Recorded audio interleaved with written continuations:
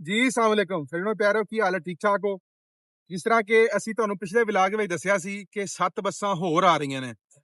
ਉਹ 7 ਬੱਸਾਂ ਇਸ ਟਾਈਮ ਉਤਰ ਰਹੀਆਂ ਨੇ। ਸਵੇਰ ਸਵੇਰ ਦਾ ਟਾਈਮ ਹੈ ਤੇ ਇਨਸ਼ਾਅੱਲਾ ਤੁਹਾਨੂੰ ਦੱਸਿਆ ਸੀ ਕਿ 10 ਬੱਸਾਂ ਜ਼ਿਲ੍ਹਾ ਚਨੌੜ ਦੇ ਰੂਟ ਤੇ ਚੱਲਣੀਆਂ ਨੇ, ਜਿਹੜੀਆਂ ਕਿ ਪੁਆਣਾ, ਲਾਲੀਆਂ, ਹਰ ਮੁxtਲਫ ਰੂਟ ਤੇ ਚੱਲਣਗੀਆਂ। ਠੀਕ ਹੈ, ਉਹਨਾਂ ਦੇ ਵਿੱਚ ਤੁਹਾਨੂੰ ਦਿਖਾ ਸਕਦੇ ਹਾਂ ਕਿ ਇਹ ਦੇਖੋ, ਇਹ ਖੜੀਆਂ ਨੇ ਬਾਕੀ ਦੀਆਂ, ਔਰ ਇੱਧਰ ਵੀ ਨੇ, ਔਰ ਇਸ ਸਾਈਡ ਤੇ ਵੀ ਨੇ, ਇਹ ਵੀ ਖੜੀਆਂ ਨੇ। ਠੀਕ ਹੈ, ਇਹ ਟੋਟਲ ਬਣਦੀਆਂ ਨੇ ਜੀ 7 ਬੱਸਾਂ ਇਹ ਵਾਲੀਆਂ ਨਹੀਂ ਉਤਰਦੀਆਂ ਪਈਆਂ ਨੇ, ਔਰ 3 ਬੱਸਾਂ ਜਿਹੜੀਆਂ ਆਲਰੇਡੀ ਜਿਹੜੀਆਂ ਤੁਹਾਨੂੰ ਅਸੀਂ ਪਿਛਲੇ ਵਿਲਾਗ ਦੇ ਵਿੱਚ ਵਿਖਾਈਆਂ ਸੀ ਉਹ ਨੇ। ਅਸੀਂ ਇੱਕ ਦਫਾ ਫਿਰ ਸ਼ੁਕਰੀਆ ਅਦਾ ਕਰਾਂਗੇ ਬਕਾਇਦਾ ਜਨਾਬ ਮੁਹਤਰਮਾ ਸੀਐਮ ਪੰਜਾਬ ਸਾਹਿਬਾ ਦਾ, ਪੰਜਾਬ ਹਕੂਮਤ ਦਾ, ਔਰ ਉਸ ਤੋਂ ਬਾਅਦ ਡੀਸੀ ਸਾਹਿਬ ਚਨੌੜ ਦਾ, ਜਿਨ੍ਹਾਂ ਨੇ ਸਾਡੀ ਇਹ ਜ਼ਿਲ੍ਹਾ ਚਨੌੜ ਦੀ ਗਰੀਬ ਆਵਾਮ ਵਾਸਤੇ ਬੜਾ ਸੋਹਣਾ ਕਦਮ ਚੁੱਕਿਆ ਵੇ। ਔਰ ਇਹਦੇ ਨਾਲ ਸਭ ਤੋਂ ਵੱਡੀ ਗੱਲ ਇਹ ਹੈ ਕਿ ਇੱਕ ਤਾਂ ਇਕੋ ਫਰੈਂਡਲੀ ਹੈ, ਬੈਟਰੀ ਹੈ, ਮਤਲਬ ਚਾਰਜਿੰਗ ਵਾਲੀਆਂ ਬੱਸਾਂ ਨੇ, ਪੈਟਰੋਲ ਦੇ ਖਰਚੇ ਘੱਟ ਹੋ ਜਾਣੇ ਨੇ।